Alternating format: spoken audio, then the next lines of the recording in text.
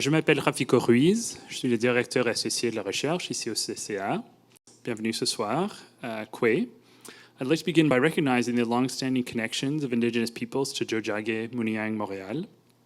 In particular, the Kanen'kehá:ka people of Kahnawake, Kanesatake, and Akwesasne, whose ancestors, along with those of Wendat, Anishinaabe, and Abenaki communities, lived here long before the arrival of settlers. Still today, the island is home to many First Nations, Inuit, and Métis peoples. These communities continue to face challenges to their rights and the erosion of their traditional territories as a result of ongoing processes of settler colonialism. This statement emerged from the CCA's Land Acknowledgement Working Group, and it's part of our larger commitment to Indigenous communities in and around Montreal, and part of our Living Land Acknowledgement project. So one of the most important dimensions of this work is how research can further the interests and engagements that Indigenous communities can express through the CCA as a platform. And so to accomplish this, we've created the Indigenous Land Restitution Research Creation Fellowship. This is a fellowship that allows a researcher to pursue a multi-year research project in collaboration with the CCA. We're currently working with Haudenosaunee artist Amanda Lickers on a film called Everlasting that will open here at the CCA on September 25th, so you can circle that in your calendar somewhat. And the film explores the presence of Indigenous peoples across the island of Montreal through various, you could say, kind of urban manifestations of indigeneity.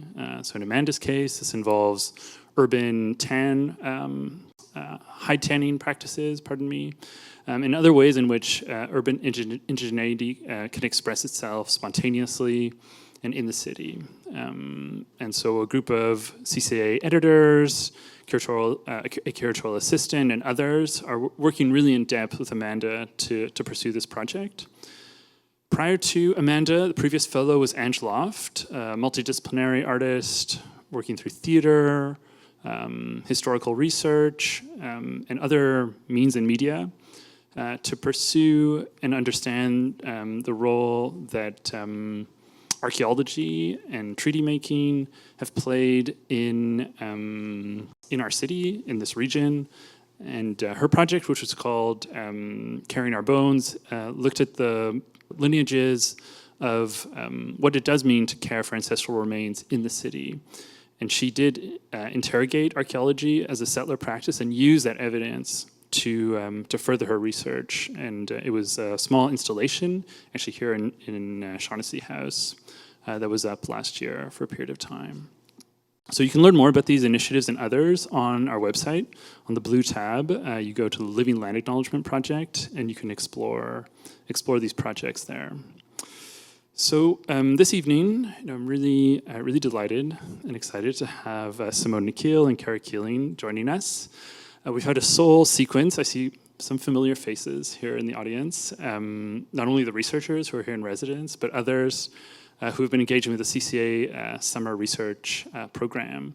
So we've had research fellows sharing their projects of work in progress, early stage projects in the study room.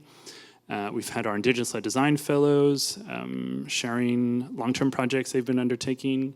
And this evening, with this event, this is really meant to provide an opening to all of you into, in part, our doctoral research residency program. So this is a long-standing program at the CCA, about 20 years, where we have invited PhD students from around the world. Right now our network is at around 23 member programs who nominate students for inclusion in our program. We also have students from outside of that network who join. So this year, we're really delighted to welcome a group of 20 PhD students from all over the world. This is probably someone sitting next to you is precisely in this program, very likely. And the toolkit for today's seminar is a moment where we really gather and focus our attention during the residency period. This week, we've been exploring with Simone, who's a co-organizer of the week, along with myself and Isidore Chicoine-Marinier, the coordinator for research. We've been exploring understandings of computation and its relationship, contemporary reality through optics, or thinking of computation as the new optics. I just want to share the brief we've given the students so you can really get a sense of what we've been exploring over the course of the week. So this year's Toolkit explores how computational optics are systems of perception powered by software and organized in this year's Toolkit is organized in collaboration with researcher, graphic designer, and new media artist Simone Niquille, who I'll introduce properly in a moment. Definitions of computational optics move from computer vision to computational photography and on to surveillance systems and autonomous robotics. Computational optics shift the photographic point of capture to a point of computation. Think of the 4 trillion operations per photo that take place on an iPhone, unknowingly, before the final image appears on screen, within the blink of an eye, or a robot vacuum cleaner's ability to navigate its surroundings. Computational optics rely on a world that is readable, classifiable, and visible in order to function. So what is architecture's role in facilitating such an environment? Can architectural practices critically engage with computational optics, deliberately creating spaces that are unreadable and unclassifiable, rather than designing places to hide and fostering places that defy the standardization and societal norms computation craves? So these and other questions have been the focus of our attention over the past several days. The Toolkit kicked off on Monday, engaging actually with the CCA's own collection with Katie Adelman, who's here tonight, CCA's curator of photography and new media, with Alex Jokinen, our digital archivist, and really interrogating the role of archives as classifying knowledge and establishing power relationships of their own. And we've had a whole series of programs that, up to today, this afternoon, took us to Ganawage, Mohawk Reserve, just across the river, to look at their own community archiving practices and understand how they've put them in place to further their own language sovereignty, cultural sovereignty, and just put these interrelationship into the ways in which data sets and other forms of data management surface similar issues. So now, for this evening, our event, Defying Computational Cravings, I'd like to formally and in a bit of depth introduce Kara and Simone. The format of the event is, I think kind of informal, we could say, even though I have these formal introductions and you're sitting here very formally. But they'll each speak for about 20 minutes, a little less, give you a sense of the work they do. And then we'll have a conversation, sharing projects, pulling things up on the screen for us to examine and interrogate collectively. And then slowly we'll draw, very likely, maybe the PhD students first into the conversation somewhat, extending. So it is a bit of a kind of internal or extending the discussions that we've had over the past several days. But then hopefully everyone can feel a sense of that they too can contribute to it as we get going. But first I'll introduce Kara. So Kara is professor and chair of cinema and media studies in the School of Cinematic Arts at the University of Southern California.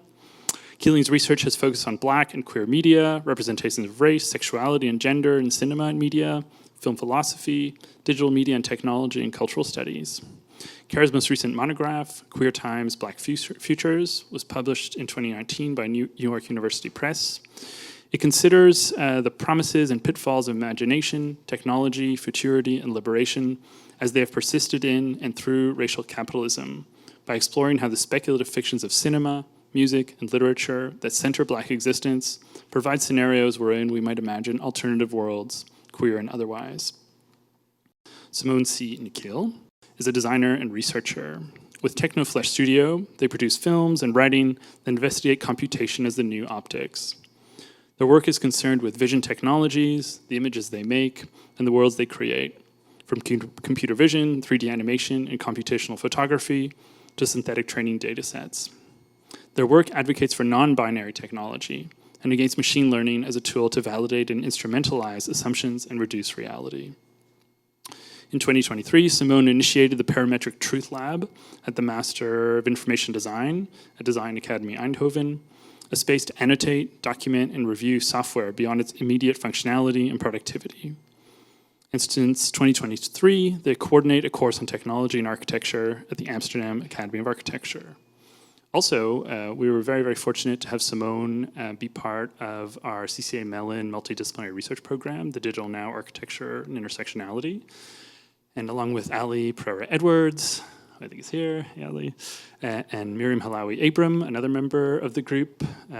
Simone, Miriam, and Ali are working on a book that will emerge from this project that was looking at contemporary design culture and intersectional methods and questions. So it's really, really exciting that this work will emerge, very likely in early 2026.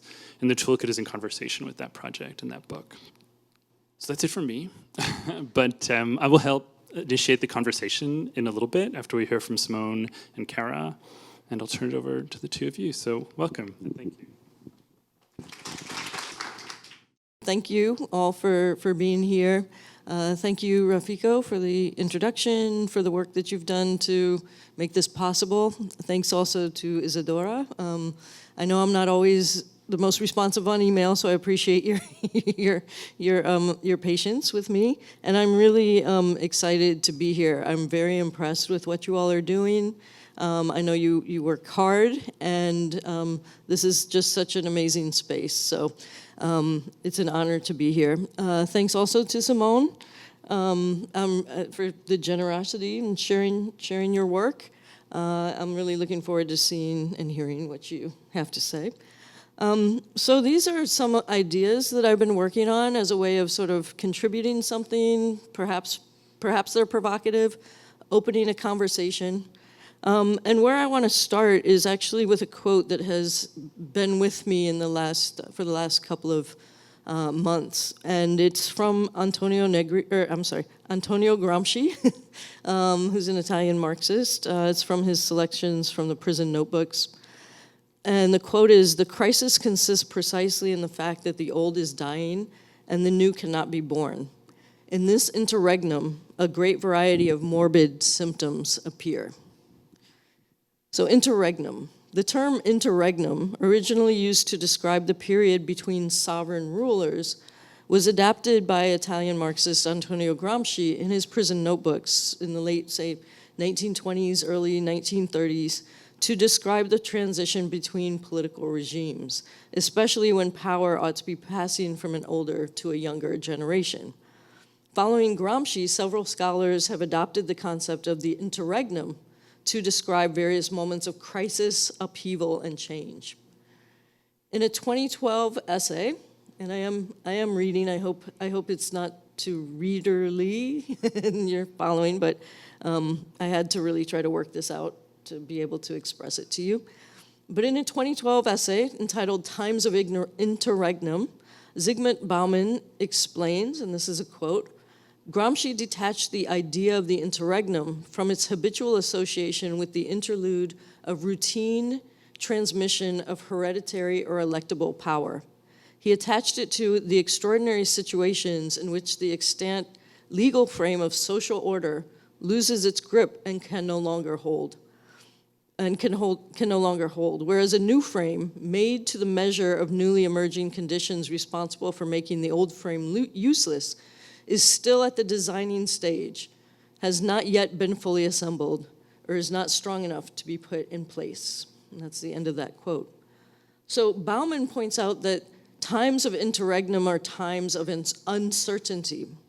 And he identifies three areas of particular salience for the relationship between politics and power in the uncertainty of our times: institutional disparity, the future of migrants, and the endurability of the planet. Though Bauman does not mention it, Gramsci ends his fragment in the prison notebooks in which he discusses the interregnum by calling attention to what Gramsci says is the possibility and necessity of creating a new culture. Consistent with Gramsci's call, at the end of Times of Interregnum, Bauman attends to the roles cultures of capitalist consumption play in the destruction of planetary resources, suggesting it may be possible to move away from cultures of consumption towards communal cultures characterized by what has been called elsewhere radical care. So among the questions posed in and by the interregnum are those related to the impossibility or possibility of the creation and widespread adoption of new modes of relation, and the uncertainty and risk that attend any such creative emergence. Instantiating new modes of relation, designing a new framework for living, requires imagining and enacting different ways of knowing and or perceiving that which currently exists and that which is struggling to be born. So as I discuss in greater detail elsewhere, and that's actually in Queer Times, Black Futures, the temporality of the interregnum is a now, in which it is too soon, when it's too soon to clearly describe the contours of what is struggling to arrive, and too late to change what exists. Such a temporality thrives on uncertainty and risk, a now of instability and acceleration in which we think and act without guarantees. Yet, still, logics that have shaped current relations persist and recur, including, I think importantly, those of colonialism. And here I'm interested in the role that new technologies, and especially what we have gotten into the habit of calling artificial intelligence, play in what Luciana Parisi and Ezekiel Dixon-Roman call recursive colonialism.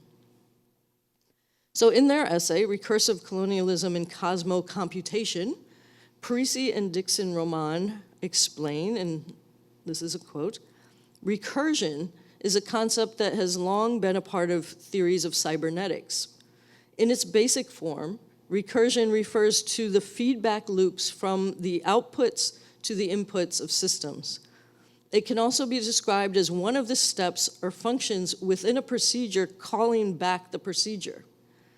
Recursion is conceptualized in computational systems, for example, the Turing machine and artificial neural networks, in biological and cognitive systems, and in ecological and cultural systems. The process of the past becoming reconfigured in the present, a mythopoetics that shapes the collective cultural ways of knowing, is what Gregory Bateson called a recursive epistemology. For Bateson, recursion or continuous looping is a departure from the linear progress of modernity and the Cartesian subject. That's the end of the quote. So part of the codes governing machines and computations, recursion is a dynamic process that can include both contingency and chance. For example, errors are part of the machine learning process. They are a feature, not a bug. In coding, recursion often is used to break down a complex task by telling a function to refer back to itself to solve a problem. In this way, a machine uses the same logic over and again to solve a problem until it arrives at what they call a base case. Large language models and generative AIs use recursive loops to reflect on their own outputs, especially in cases where the reasoning that's asked of the machine is hierarchical, such as with decision trees, for example, or searches, but also with language and perception. So what Parisi and Dixon-Roman call recursive colonialism, therefore, can be understood as a generative process because it not only repeats prior colonial logics, but also innovates novel ways to extend those logics into new spatiotemporal configurations. In their usage of the term recursive colonialism names the imbrication of racial capitalism with the logics of machine learning and points to the ways technology is used to innovate dynamic ways of applying prior colonial logics to changing socioeconomic conditions in various locations across the globe. So if one of the factors hindering the emergence of what Gramsci refers to as the new during the present transitional period is recursive colonialism on a planetary scale, what openings and alternatives might be perceived from within the uncertainty and contingencies pervading our contemporary moment and the nature of recursion itself? So the response I want to propose here, and this is as a provocation for future conversation today with Simone, but also later perhaps, hinges on a rhetorical flourish in a loose English translation of Gramsci's reference to morbid symptoms in the quote I gave at the beginning of this talk. And it's a translation that reinterprets the period of the interregnum as one of monsters. So it's important to note that Gramsci did not use the term monsters in his prison notebooks. Instead, he described, as I mentioned, the interregnum as one characterized by the appearance of a wide range of morbid symptoms. So to my knowledge, Gramsci does not enumerate these morbid symptoms, but the fact that he was put in prison by the Italian fascist regime for his political writing offers avenues for speculation about what these symptoms are. Yet the characterization of the interregnum as a time of monsters in the other sort of iteration of that quote more explicitly raises questions about the current limits of epistemology, subjectivity, politics, and prevailing modes of governance. And it furthers a critique of the reigning processes and practices of evaluation and judgment in culture, including through language and the law. Identifying monsters as a byproduct of the temporality of the interregnum underscores the ways that that which falls outside of or beyond our present epistemological and cultural frameworks harbors a potential to serve as a midwife to the new that is yet still struggling to be born. So this is the quote that I'm referring to. It's from Zizek. And the quote is, as Gramsci said, characterizing the epoch that began with the First World War, the old is dying, and the new world struggles to be born. Now is the time of monsters. So the time of monsters. The above quote from Zizek appeared at the end of an essay published in 2010, and the name of the essay is called A Permanent Economic Emergency. So this was 2 years before the publication of Bauman's Times of the Interregnum, which I mentioned. Zizek's essay focuses on the protests about austerity measures in Greece and other parts of Europe, analyzing the material conditions that gave rise to them and the limited range of options available to left-wing progressives and radicals at the time. Though he expresses no concern in the essay about colonialism, racism, or other forms of oppression besides those based on class, many of his observations about class-based exploitation remain salient today, 15 years later. From our perspective, we can analyze the role of technology in prolonging this period of austerity and the dismantling of welfare states globally. We can also examine how axes of difference beyond class continue to shape these processes. Moreover, we can consider how producing monsters remains necessary to this process. If we can say that computation is the new optics, as this week's theme proposes, then one of the issues we might explore is the relationship between computational processes, including recursion, and the production of what we perceive as monsters. So while I think Gramsci, his morbid symptoms, and Zizek's monsters refer to the horrors and violence that attend the interregnum perpetuated by unscrupulous people in power, in the interregnum, those others who are scapegoated in the power struggle also appear, from a certain perspective, as monsters, or monstrous. And I'm thinking here, for instance, of work in transgender studies that embraces the trope of the monster as a figure, however ambivalently that happens across that body of work, for transgender embodiment and alienation. I'm thinking also of the formulation of migrants and immigrants as alien others. But I also have in mind the following quote from Hortense Spiller's essay, Mama's Baby, Papa's Maybe. And this quote I will read as a way of sort of ending and wrapping up, but the context in which Spiller is writing, this is at the end of her essay, she's written an essay trying to think through the sort of the kind of symbolics of Black femininity as it emerges from the condition of enslaved Africans in the United States.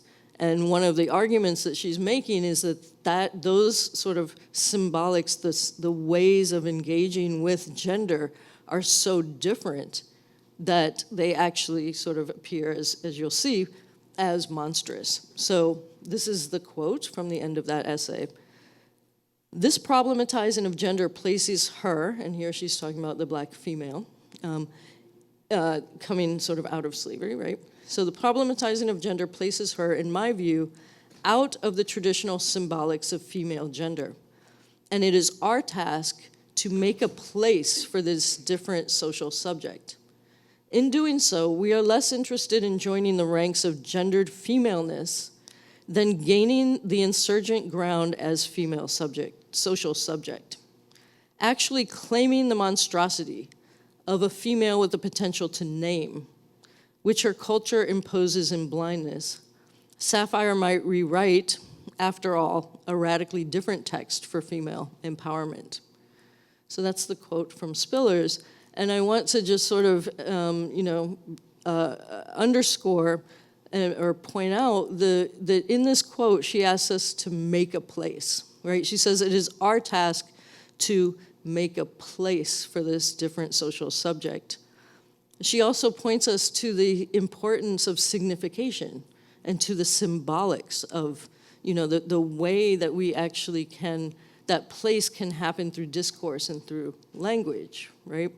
But she, I think, is also sort of fundamentally interested and asks us to claim the monstrosity, right? Not in order to then sort of begin to belong to the already existing symbolics of female gender, but to actually imagine and create a place for this kind of differently gendered subject, right?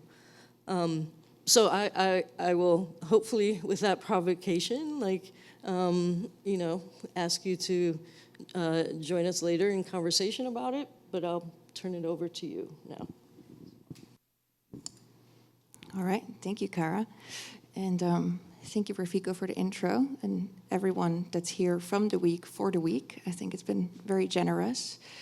We're gonna switch gears a bit in that I'll show a sort of a show and tell of different works to have bits and pieces to sort of enter into conversation. So what I'm trying to do is to organize them a bit by characters. So something I sort of like to do, but I also find useful, is to sort of create narrators in the work. And I like to refer them as characters, if they're cartoon characters or not, but also in working, I think I realized that I have a certain relationship with these things. And so the one I wanted to start off with is a project from 2013, so this is a while ago. This was my master's thesis. And the main character in this was Teresa Barnwell. This is Teresa in her home in Palm Springs in 2016 in October. So this is only a few days before the presidential election between, US presidential election between Hillary Clinton and Donald Trump in 2016. What she's wearing is a t-shirt that I made during my master's, where I was really interested in face recognition. And I thought it's interesting to pull this back up, even though it's a while ago, I think for several reasons. One is that for me it was an interesting moment because this was right before Edward Snowden leaked classified information by the NSA. And when surveillance, global surveillance, but also the technologies that would drive that sort of became, part of a global discourse. So at the time when I was producing this work, face recognition still seemed like an interesting sort of technological feature, something that perhaps would make things more convenient, like unlocking a phone or tagging your friends on Facebook. But it still needed quite some introduction in terms of what this technology is and what perhaps we could use it for. With Snowden, this obviously changed rapidly, and there was a lot of, rightfully so, paranoia and critical investigation in these technologies. And the t-shirts do one thing where I would sort of create these patterns of celebrity lookalikes to draw perhaps quite a crude parallel between how, on a human level, it can be difficult to read or identify someone, where someone might look like Hillary Clinton, whereas she is not. What does that mean in terms of power structures and identity politics?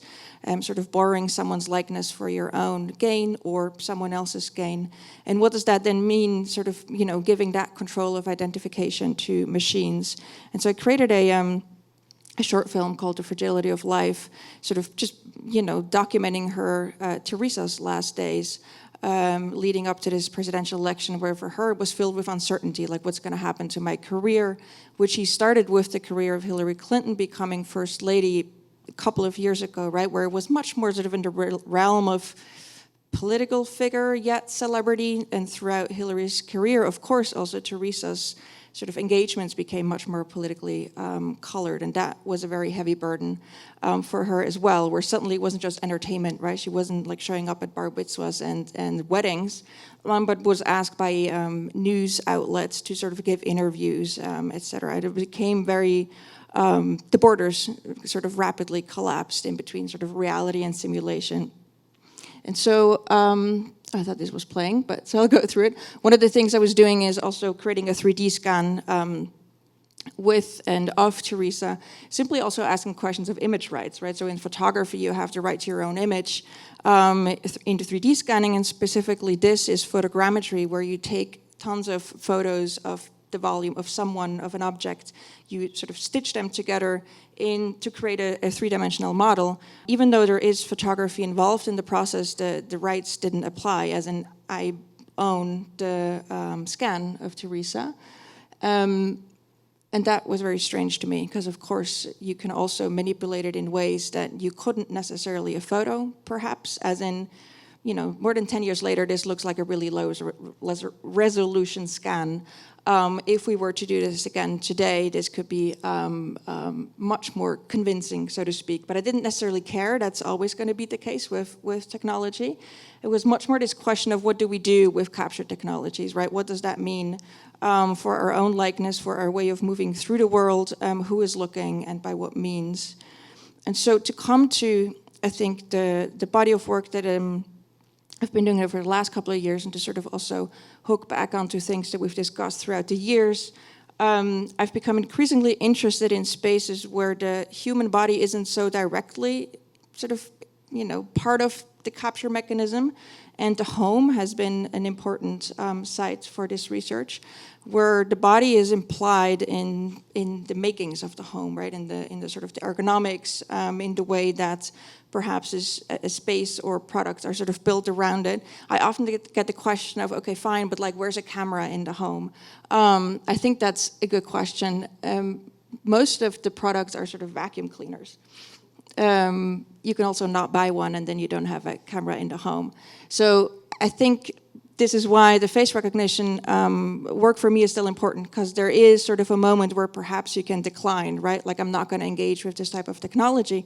And I do think there's a boundary switch where at some point, for whatever reason, be that a workplace you're entering, be that public spaces, be that your own sort of, life-changing, there might be a moment where suddenly you do have certain technologies in your life. Similarly with like a baby monitor, right? I mean, they exist without cameras, but you might buy one with. So there's all kinds of devices that do have cameras embedded. And of course, this Boston Dynamics Spot Mini is pretty ridiculous, but I mean, they still try to market that as like a home assistant. And with that, the narratives that were told about these technologies was really striking to me, where this is an article from The Guardian from 2015, where even through this sort of really spectacular headline, the agency is sort of given to the technology, right? It was like the robot eating this woman's hair, whereas I was so much more interested in the image, where we see someone sleeping on perhaps a futon, not a sort of, like we've mentioned throughout the week as well, right, a sort of IKEA bed, like a sort of raised platform. And so I think there were all kinds of assumptions, potentially, built into these technologies, like at what point, what time during the day do they clean? Is that perhaps a time that someone is napping versus someone else sleeping? Is it 9 to 5, right? Is there sort of an assumption of when the home is occupied? Also, what's the assumption about the living arrangements, about furnitures? And so the Roomba, for example, has a certain height because that's sort of the minimum height, so it can go underneath your sofa and things like that. But it assumes that you have a sofa. I mean, you can sit on other kinds of things. And the second I wanted to show is this one, which is a recent ad by iRobot, the creators of the Roomba. And here, I think specifically also in this context where perhaps we have people that are, well, we certainly do have people that are involved in urban design. A lot of the visuals is sort of drawing on real-time crime centers, which some of you might be familiar with, right? These sort of ways that a city is surveilled wholesale, and all of the information from all of the sort of surveillance cameras and bits and pieces would come into this sort of control center. iRobot is using that as like a new feature, right? Now we can also recognize, in this case, dog poop, because that was a huge problem. Sort of saying, hey, we've improved our training data set so much that now we can also identify these things that are kind of uncertain, unclear, unidentified until now. And we're taking decisions with this sort of group of people that is constantly surveilling your home. But it's sold as a sort of improvement of the device rather than something that perhaps should concern you. And when we're talking about these cameras, this is what it sees. These are photos that were leaked from a Facebook group of laborers that are in charge of annotating the images that a vacuum cleaning camera would record. And so the processes that become visible here are sort of the labeling or the identification of the information in these images, and with it also the boundary boxes. So like, where does the object end and where does it stop? Like, what's the important part of the image for this type of seeing that you're trying to train? And one image that I really like to show is this cow shark, because when you run it through two different kinds of image recognition algorithms, one is called ResNet 101 and the other one is called BagNet. ResNet sees the shape, right? It sort of identifies types of fish, whereas BagNet, sorrel is a type of grass. And the other ones, Iberian hound is a dog, a Basenji as well, and a gazelle and an ox. So one of these models is seeing the shapes and ignoring other kinds of information on this image, whereas the BagNet is looking at the textures and ignoring the shape. So this is pretty obvious, but still the type of vision that these sort of machine learning models are being trained on is going to define or really influence what they see.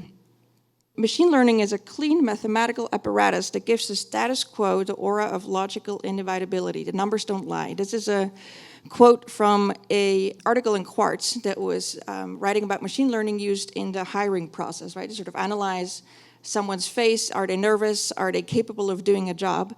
And my, sort of thing was, well, the numbers don't lie, but what are you asking and what did you train it? So sure, you can see the shark, but is it a cow shark? What's actually the information that's within these informations and what worlds are built? So to kind of contextualize that a bit, over the years I've made these 3 films. And what they're doing is sort of putting front and center the training data, so it's stuff that normally would be invisible once you do have the vacuum cleaning machine or whatever other kind of device, and really make them the main characters of these movies. They're 3D animated. And I just want to sort of, go through a bunch of the ways that this data is sorted. And what even is that data? Where does it come from? And when we're saying training data, what it means is that the room we see is a virtually assembled floor plan with 3D models. And the images on the 2 corners is really what's going to be the training data set. So it's the frames that a virtual camera is recording in these spaces that have been assembled. And how are they assembled? So this is one of the larger training data sets. It's called CNET RGBD. And it's assembled by the Dyson Robotics Lab. So this is a computer vision lab at Imperial College in London, and it's sponsored by Dyson, the vacuum cleaning company. And here, I think one thing that's interesting, specifically also within an architectural context, is the categories that the computer scientists have defined as like parts of a home, right? So then you have the bedroom, you have office scenes, kitchens, living rooms, and bathrooms, and then the number of appearances that these types of rooms have.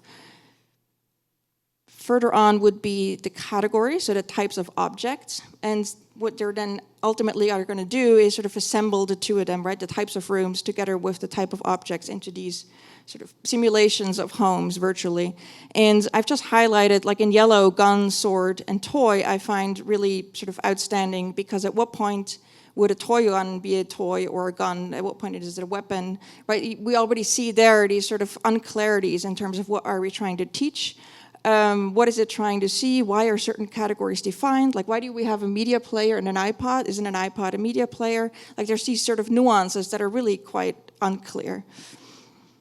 And so in the films, I try to also sort of use that uncertainty to an extent, but at the same time also the types of images that are created within either computer vision training or the creation of computer-generated imagery, so like images that will be used to create something that sort of looks a certain way, looks realistic.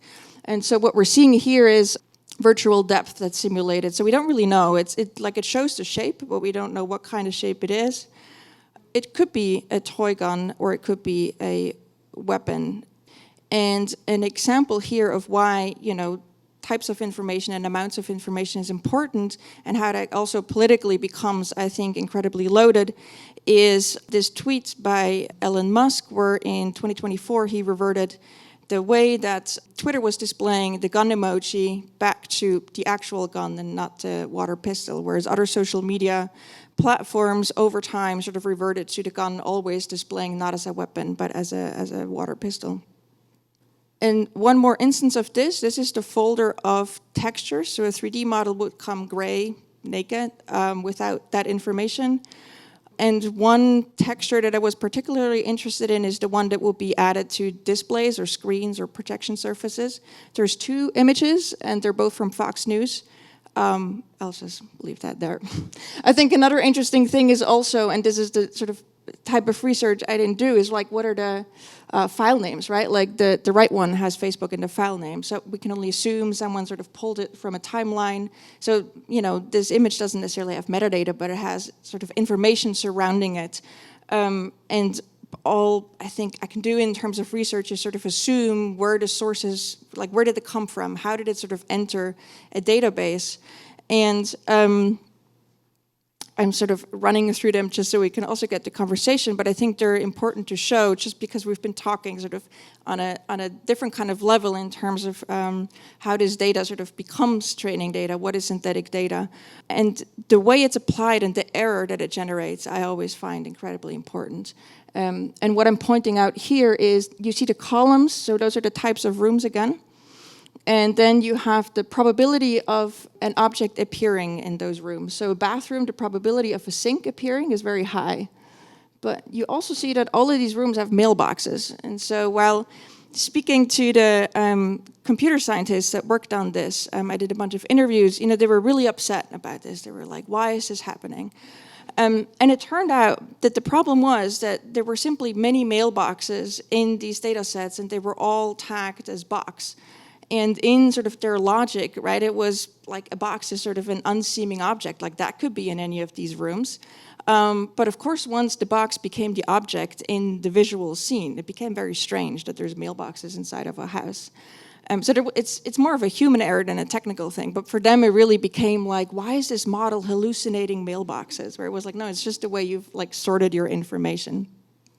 So that brought me to like a conundrum, a question that the linguist William Labov asked in the 70s about when does something sort of, end being a cup and start being a vase, so like a ceramic container. Like at what point is that a bowl, and at what point does it become something other? And there's a concept called fuzzy borders in linguistics, like sort of acknowledging that a word is a prototype and it's not a thing. So it could be either depending on its context or its use. Labov was really sort of keen in sort of saying, no, there is a moment of calculation. Like we can know when this thing ends being a cup and when it becomes a vase or a bowl. And so this is sort of where these 2 lines cross. And his attempt was to run tests with a small sort of group of test subjects, giving them sort of a bowl and, it had soup in it and sort of asking, what is it? And then the same bowl with a flour in it, et cetera. And sort of that was then his training data set, so to speak, to create this calculation. And I think, at the end of the day, what we see is this calculation is true. But it's true for this very specific group of people and the very specific scenario that they've enacted, right? Like those kinds of bowls that they were using. I'm sure that if we would do this in this room as well, it would be an entirely different kind of calculation. So it's only speaking to the fact, again, in terms of like the object itself is not like an empty vessel, right? It comes with use, it comes with context. And we see this really, really starkly again in this example here, where chair as a folder contains many kinds of chairs, but there's also objects like these that are called a chair, which then to me sort of warrant a question that could be childlike and banal, but I think fundamental to all of this, which is like, are we talking about objects for sitting?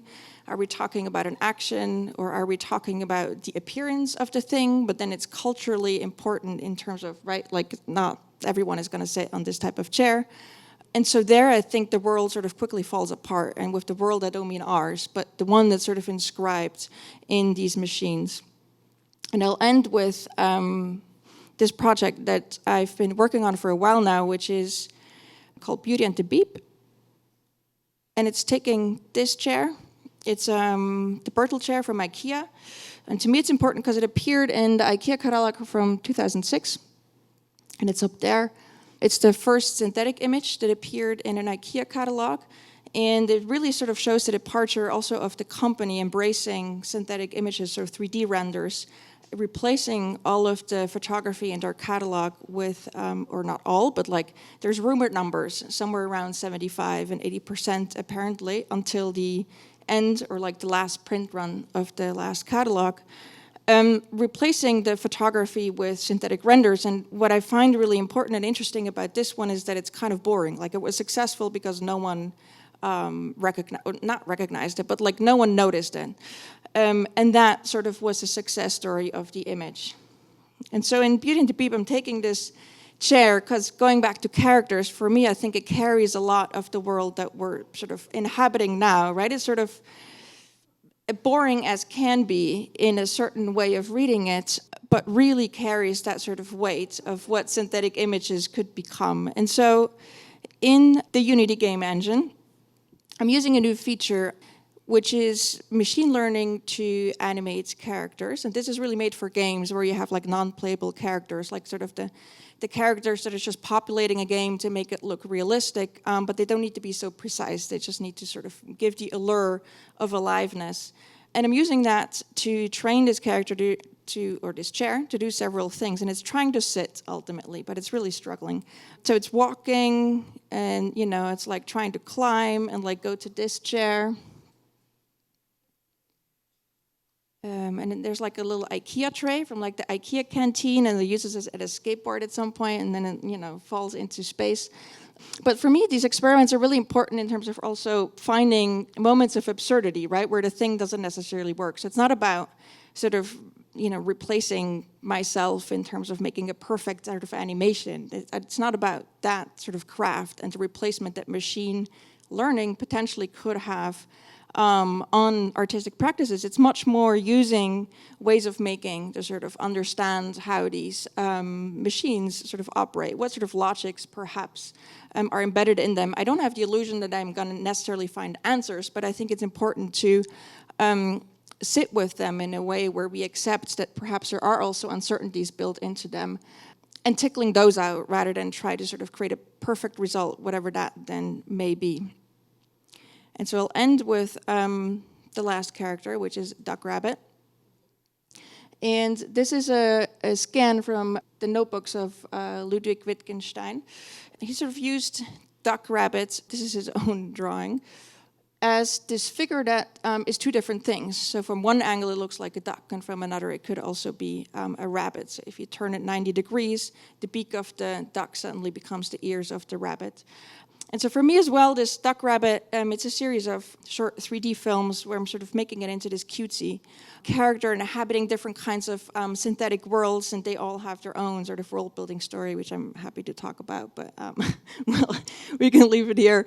But it's more, I think it's yet another character where I'm curious to sort of, you know, push this idea of reading, misreading, coding bodies in what sort of realms are human beings capable, willing to do that exercise, and at the same time also who and what is then pushing that same sort of agency onto machines, and for what, in what means, and to what end. Yeah, thank you. So maybe, I mean, one thing I was thinking about, you said something, you said that at one point that the world falls apart when these things aren't sort of properly understood by the machines, right? If I'm remembering correctly what you were saying.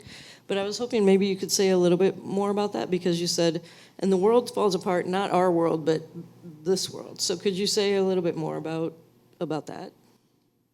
Yeah, I think it's inspired by, in part, the frustration that, for example, the computer scientists I was speaking to experienced about this mailbox, right? Where we're sort of the thing they've built or were attempting to build was sort of acting up. It wasn't performing as they were imagining it to.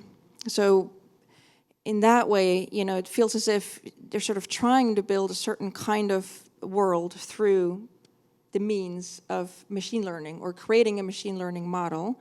And if that model is, you know, doing other things than expected, then that's sort of a falling apart rather than a moment of learning. Because perhaps I think that's a bit what I'm trying to tease out with things like the absurdity in the chair, where I'm fine with accepting what, you know, the operations sort of produce, and I'm much more interested in sort of trying to figure out where I perhaps can use those results rather than be upset at them.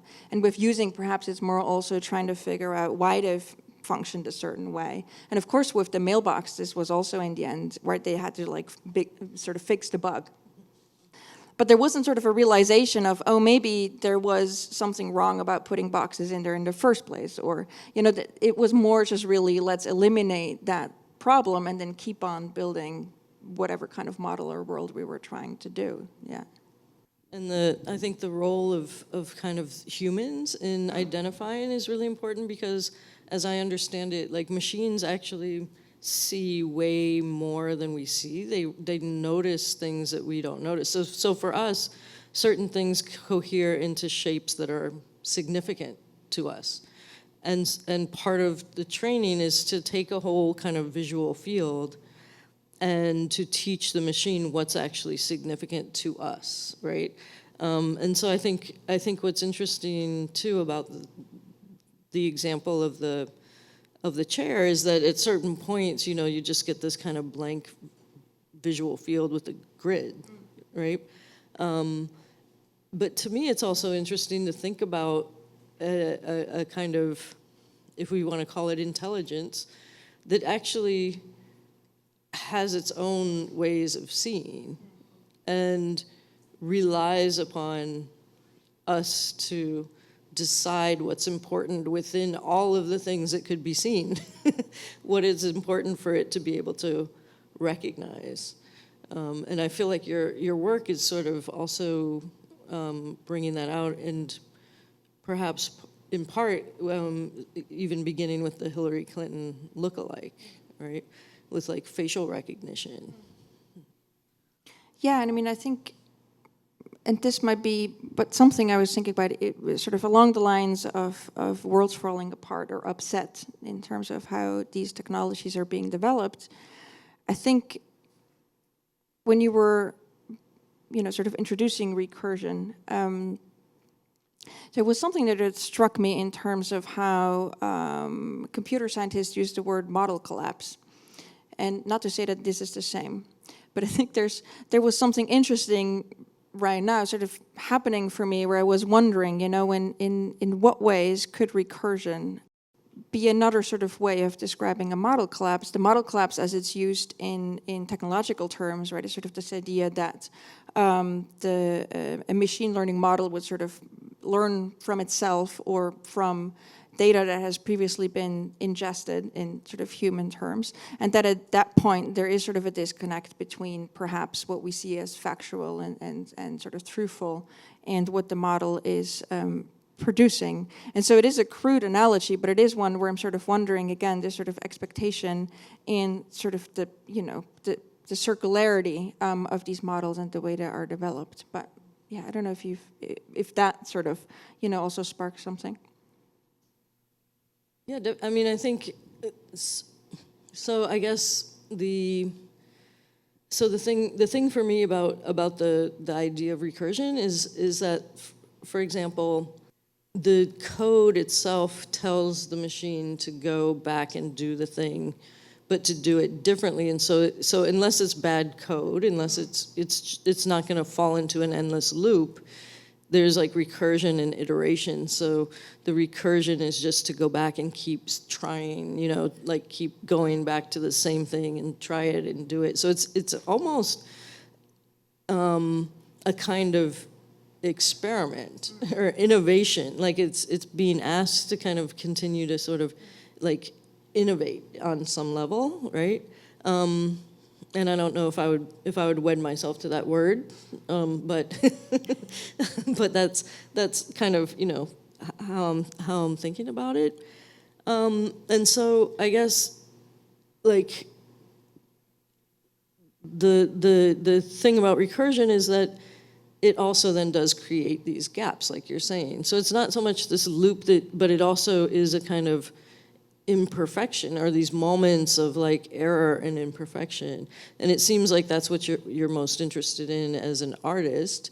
I think that's also what a lot of people who are sort of thinking about like the things that can't be seamlessly kind of integrated into computation. Like a lot of us, I think, get really interested in these places where it kind of fails or seems to fall apart, like the world falling apart. Living through that is not a great experience, right? So when you say not our world but this world, right? Like I'm just really sort of curious about those kinds of distinctions in terms of world building. I might be rambling a little bit here, but I think it's just that what you're doing as an artist, right? Using the tools, you know, I wonder how you think about that. I guess part of what I'm saying is, how do you think about that in relationship to the work that the machine itself is doing? Like, do you see yourself sort of investigating these gaps through art, through your research, art research, or how would you kind of describe that? Yeah, I mean, you're right, of course, like whose world is collapsing. And I think also with these technologies, we can't like ignore that they play a large part in current political powers, of course, as well, in terms of how they might be enforced, right? Certain worldviews. I think also presentations we've seen throughout the week where there is an obsession with outer categorization of people and then reading them in strict ways in order to have control.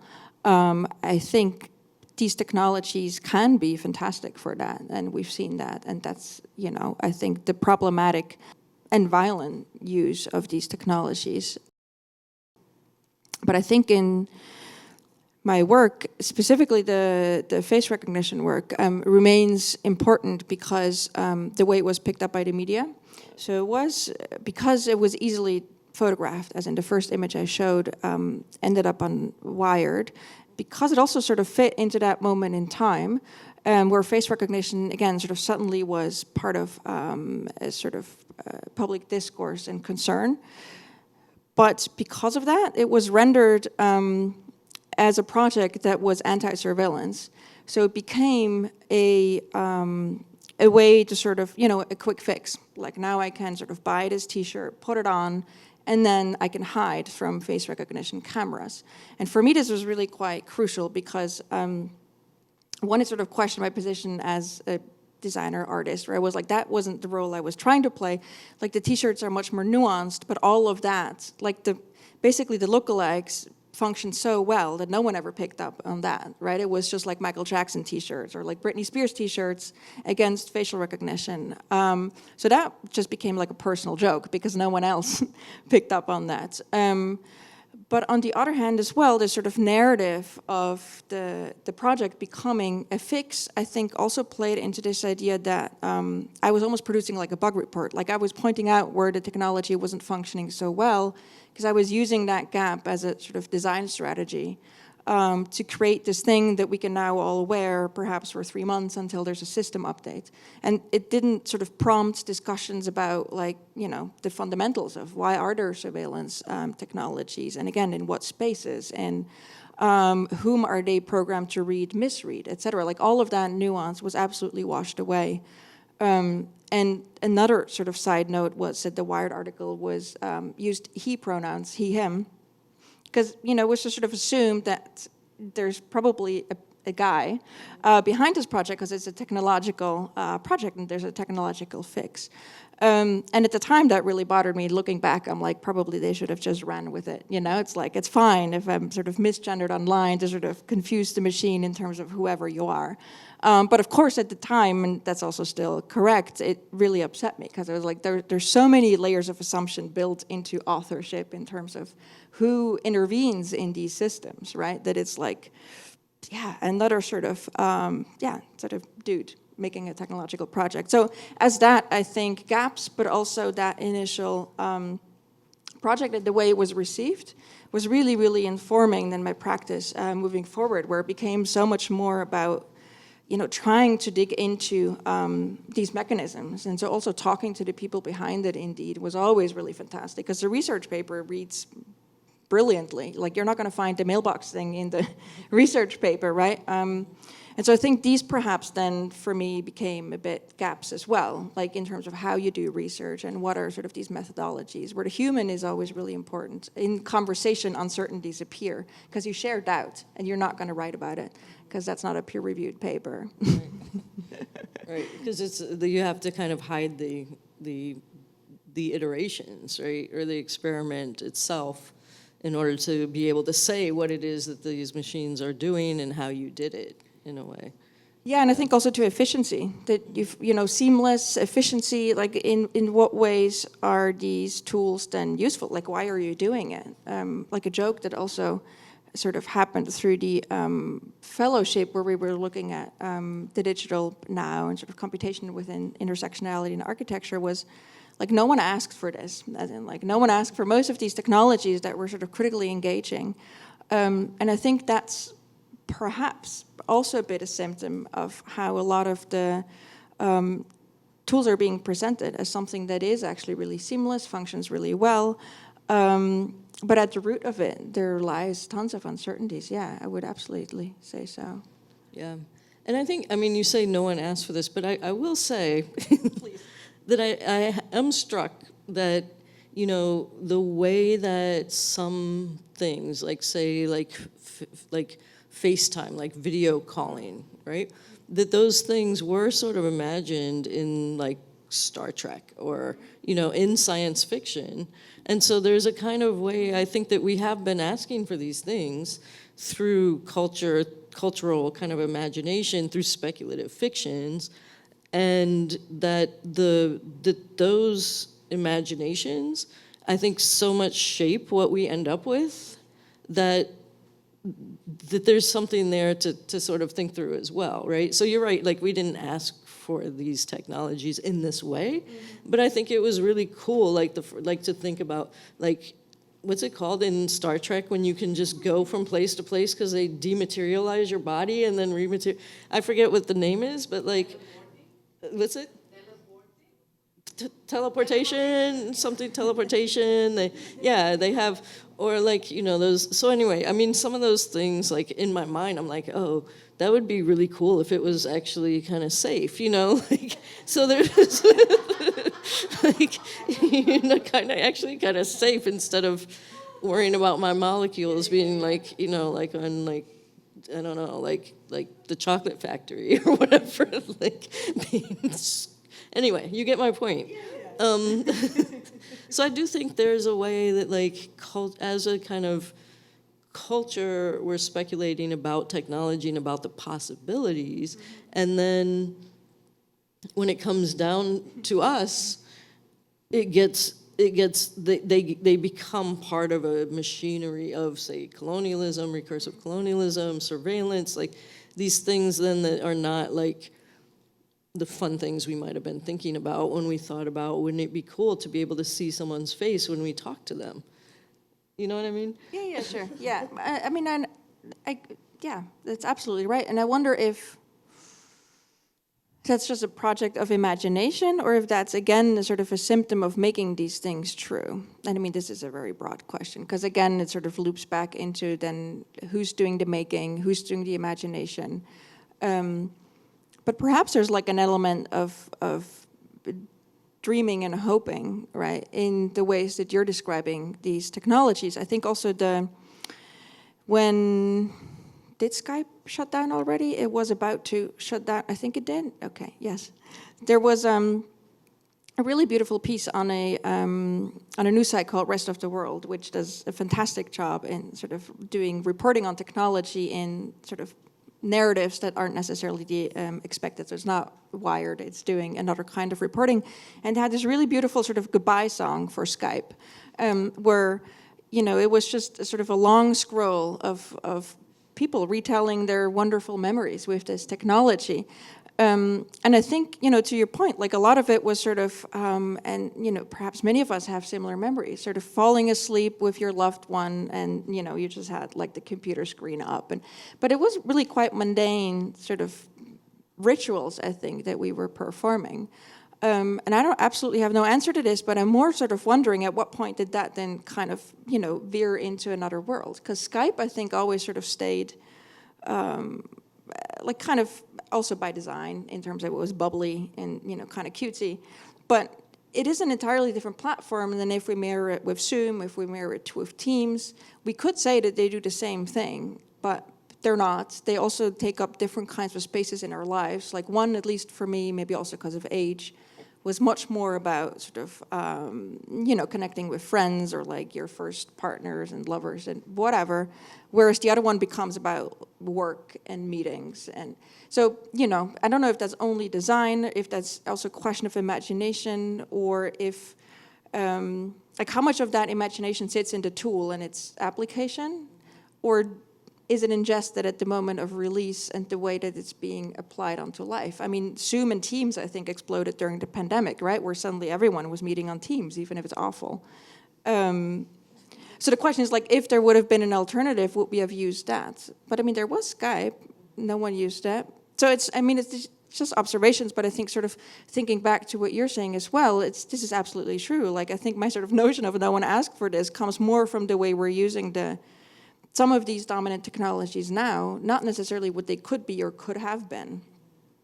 But yeah, so I think the sort of a practice of imagination there is still incredibly important. And it's one that I would maybe think it lies in sort of an absurdity, you know, or lies in, I think also the quote you ended on, of course, with, you know, the act of naming, I think is really beautiful. Like, I think a name can be an imagination, sort of renaming yourself, being allowed the space and the generosity to sort of grow and become.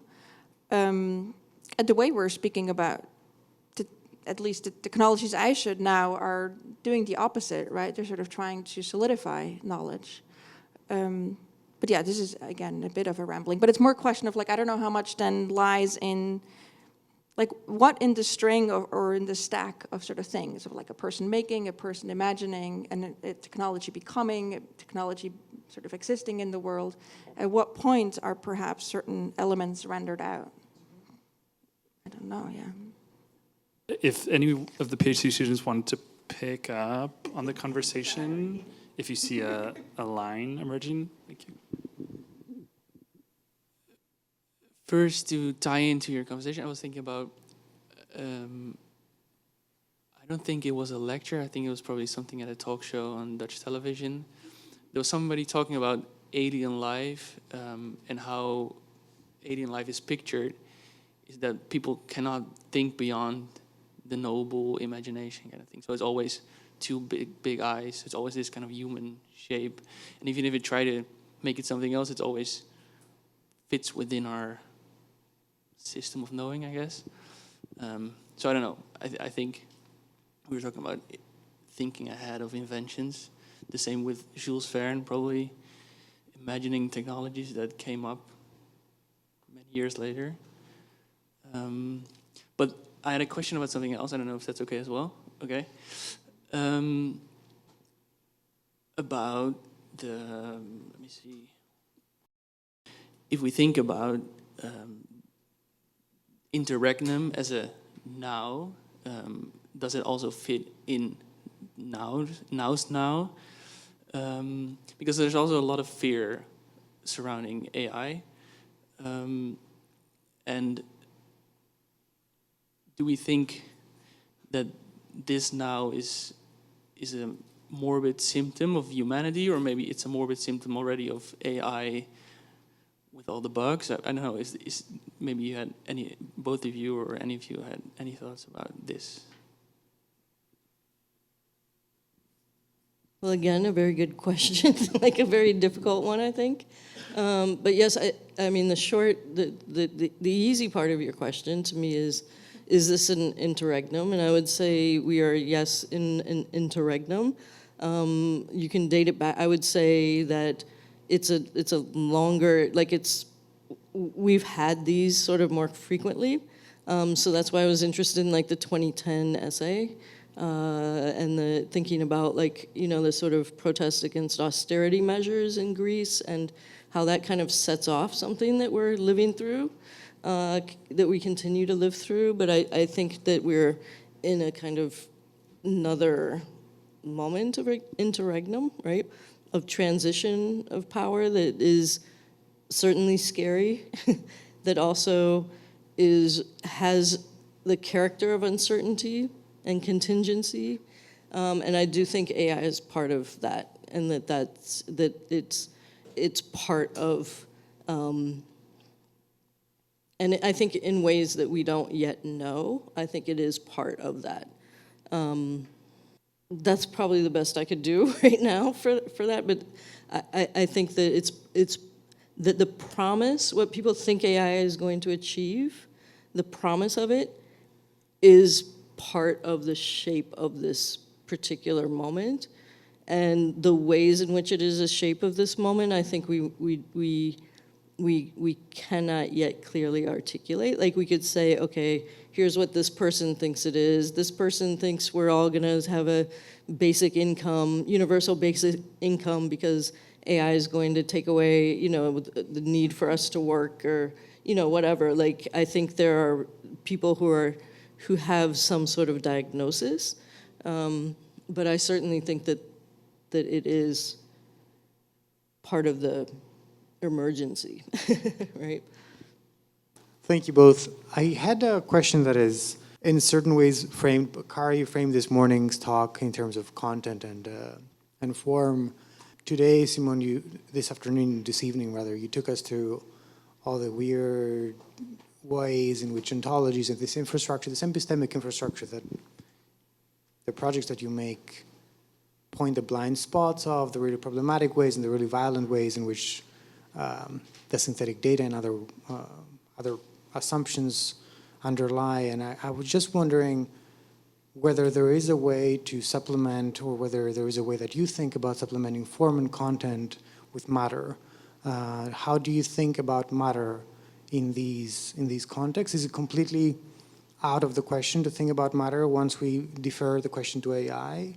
And I'm thinking specifically of, there's a metal there are wires there's all this sort of computational matter that somehow AI has deferred these questions that we had at some point a couple years ago, even with cryptocurrencies, even with all those questions, they had surfaced, and now AI again deferred those questions away from us. And I was just seeing matter being manipulated in all those wonderful ways digitally. I was wondering how matter might actually figure in these ways, and in the material ways of the world. To which end, to Kara, perhaps, this is kind of a half-baked question about matter, but I was thinking of the recursion and the recursivity of colonialism, and there's also a certain materiality there, the idea that a process is recursive and it just repeats itself with no friction and therefore with no need for repair and maintenance seems very computational in certain ways, but in the material world and the infrastructural world, the recursivity operates in colonial systems. That might not be the case. So I was wondering whether this recursivity in what you talked about today might look more like a spiral than a circle. It might lead to different forms. It might evolve through these sort of material conditions. Yeah, I think I'll just take that part and then I think the idea certainly of a spiral is something that, is in the literature, I know that much, and that I think that, how what you're asking about is sort of like the way that we can think about the friction that computation is actually part of, right? Creating. So like the reason that I think recursive colonialism, Parisi and Dixon Roman's idea of recursive colonialism is so interesting is because the colonialism part does call attention to the material world. And so, the workers who are doing the job of having to identify everything, right? That's happening in a different, most often that's happening in a different part of the world than the people who are actually using those technologies in that moment, right? So there's a kind of way in which the distribution, there's a way in which sort of exploitation is fundamental to the technologies, and that's a very material process. And part of the recursive nature of it, as I understand it, is that it keeps being able to put that in different places, to exploit different places, different locations, to iterate different forms of sort of racialization, right? So I think it is a very material process. There is this friction at various points, and so I could see a spiral. Yes. Yeah, thank you for the question. I think there's perhaps two parts, and one is also latching onto what you were just describing in terms of the labor attached. There's a couple things.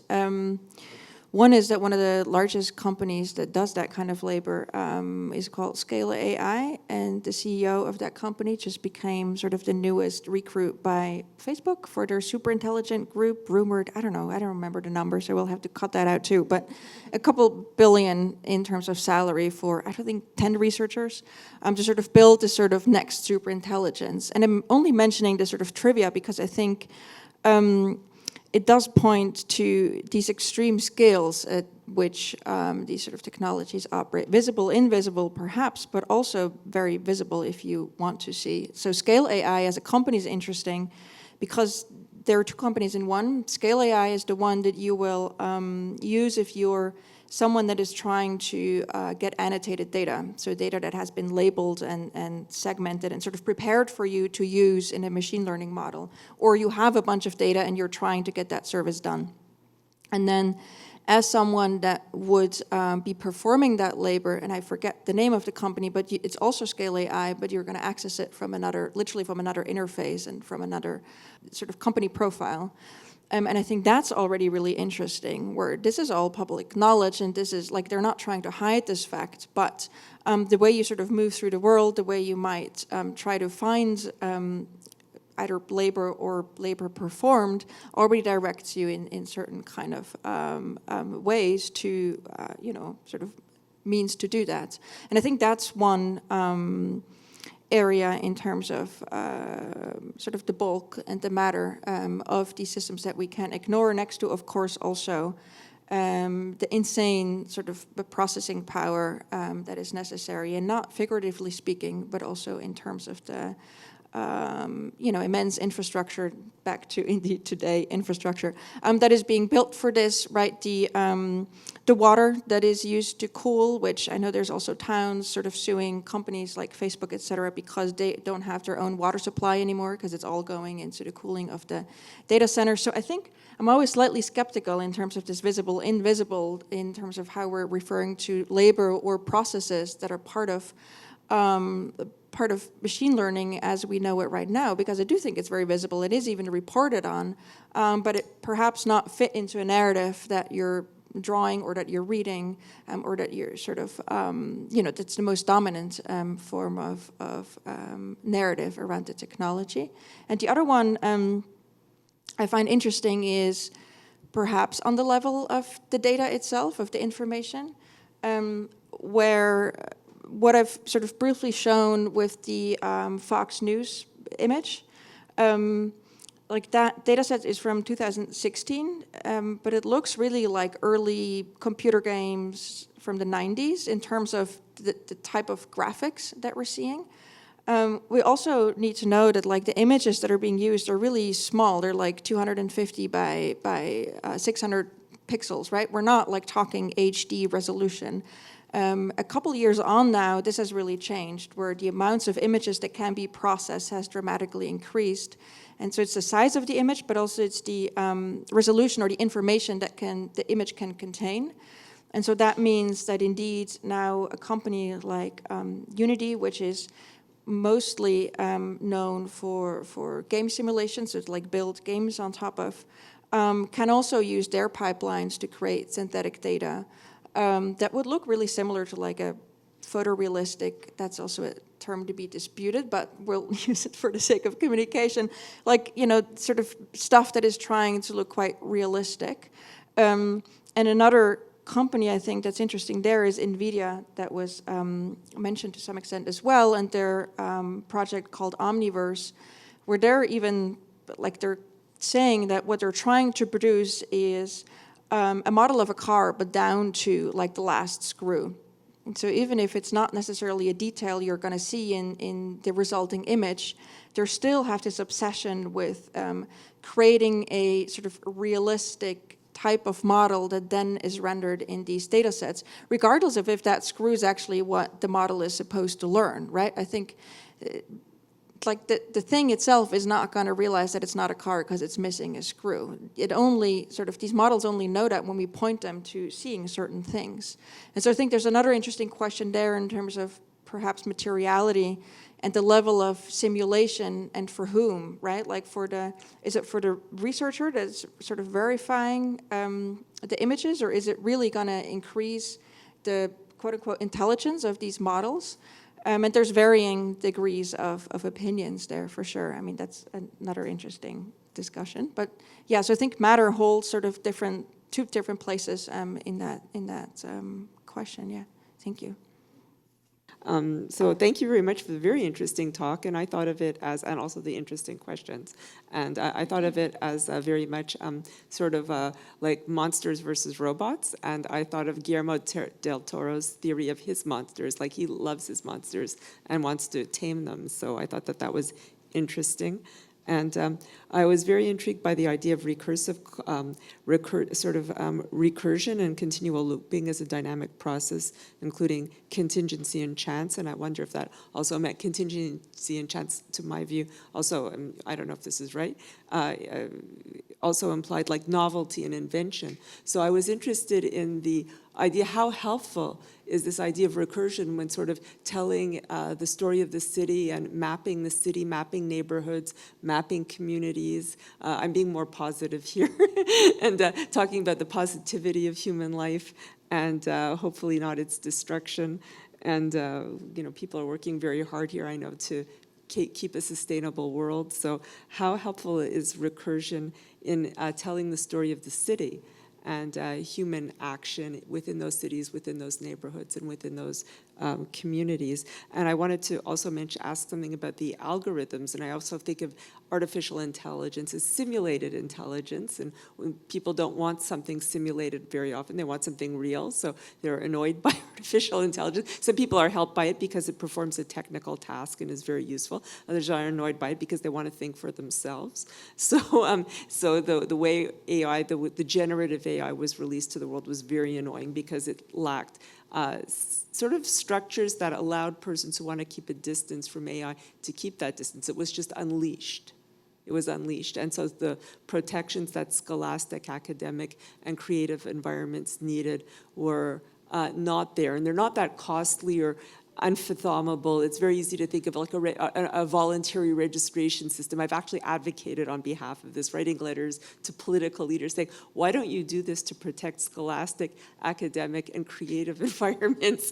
And I have not received answers. You won't be surprised. But here I know I shall receive answers, so thank you. And also, are our algorithms distortions? Like, do you think if they are, because they're supposed to be rational. So the third part is, algorithms seem to imply rationality, artificial, and we're in this super rational world where we can perform all these technical tasks. And but are they also distortions of rationality? And I'm asking that. And what do they do to us as human beings, as like creatures of flesh? I mean, intelligence, perhaps a simulation of such, sure. I think in at the level that most publicly accessible sort of machine learning tools function now, it's a very sophisticated pattern recognition. So intelligence, and I mean, this is not a new sort of, it's not a novel notion. I mean, yeah, intelligence is used in a very sort of, non-careful manner. It's sort of in the same way that perhaps also seeing is used when we speak about computer vision, right? It's sort of a crutch to talk about things that otherwise could become really technical or might not speak to a certain imagination. So I think there's also a bit of deflation that can take place once you really call the processes that take place by their actual names. We're back to naming, but like by, describing them in terms of how they function. And I think what we see with this sort of cow shark as well, it really is incredibly good at sort of recognizing a pattern and extrapolating that and sort of, showing a certain kind of way of interpreting information. But so I think distortion, yeah, it absolutely takes place. But for me, it's back to the question of how much trust and weight is given to something that is statistical. Again, also back to cup and vase. Yes, that's great when it's very contained, but what happens when you scale it? And I think scaling it might add distortion, right? Sort of scaling it to a space that, contains things that suddenly you're assuming. So yeah, this is a very sort of, again, it's not an answer, it's a reflection. Yeah, I mean, I hear your hope for answers, and unfortunately, I don't have any power to like change the way that this stuff is happening in this moment. But I will say, in terms of maps and mapping, I do think that that there's a way in which that's a colonial project too, right? To a certain extent. But I hear you asking after something else. And that's, I think, sort of about the possibilities for using space in ways in which it was not necessarily intended. And I think that there's, right now, a real anxiety about public space.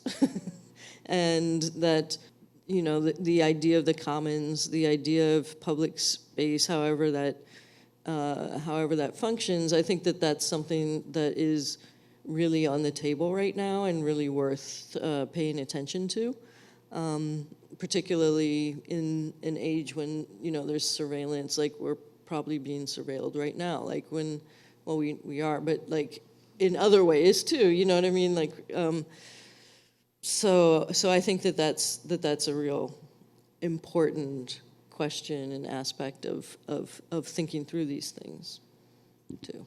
So just before the last question, so one of the things I've been working on lately with a group of students is trying to put into place a lab at USC that we are calling the Transqueer OS lab, the Transqueer Operating System. And the idea there is to take seriously the possibility that there could be a different way of organizing this sort of operating logics of different technologies. So one of the working groups right now in the lab is a kind of Transqueer AI working group. And right now we're just trying to figure out what that means. But basically that, it's sort of beginning to understand how the technology works and then how it might also work differently. Thank you so much both for these wonderful presentations and very thought-provoking, and Cara, particularly to you for pointing to the concept of the interregnum. Am I pronouncing it? Just because it's so hopeful that whatever nightmare we're living through right now, it will be over. I love it. I want to think that it will be over because I don't know what we're going to do. But I was thinking about recursive colonialism, and in the beginning I found it such an appealing way of understanding why certain things kind of like hold on to and have this grasp that does not even allow different epistemologies to take hold of like how we are understanding and comprehending the world. And I was thinking of Alvin Lucia's piece. I don't know if you know, I'm sitting in a room where he records himself and then he records the message in a room, and then he records the message of the room, and then in a different room, and then the repetition of the message ends up being noise, because in repetition and in recursion, you lose information. So there is like a reduction that is actually happening when you have this kind of like recursive logic taking hold, which is also hopeful because it means that colonialism in the end will lose, right? Because like if it keeps losing information.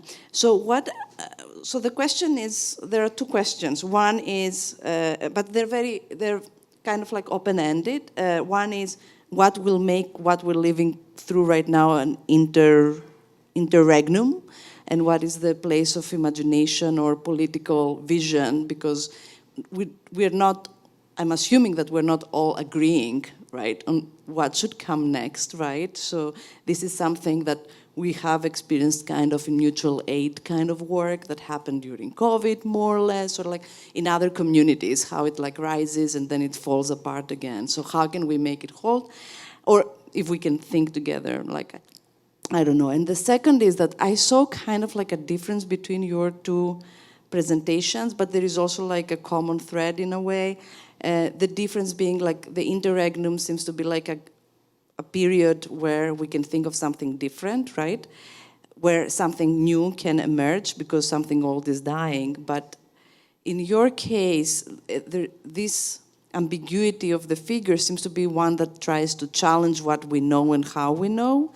So but at the same time, I kind of feel that both are necessary for the next world to happen. So any thoughts that you might have on that would be helpful for us all. That's all. If we think about the way that Gramsci was using interregnum from a prison in Italy, in the lead up to World War II, we could say that what sort of ended that interregnum was the war, and then the order that came next. So you could say like the liberal post-war order. One of the things I've been doing is trying to read the work of sort of the people, read about the ideas that the radical right in the U.S. have been reading, right? The people that they've been reading, the ideas, and this idea around like illiberalism, the end of liberalism, and then the question is what comes next. And I think that's kind of what living through, and they have ideas about the end, that they want it to end, right? What they want to take its place is not as clear, but it's pretty dire. And so the question for me is like how to, in this moment when it's coming but not yet here, and we can kind of see the contours of that a little bit more clearly perhaps, then we can see the contours of something else more hopeful, how to understand that this is a moment of contingency, uncertainty, and that means that it's not set what comes next. So that's where my optimism of the intellect, of the will is. My optimism of the will is there, that I think that there are things that people are doing that are on the ground experiments in living otherwise, and those things are worth doing.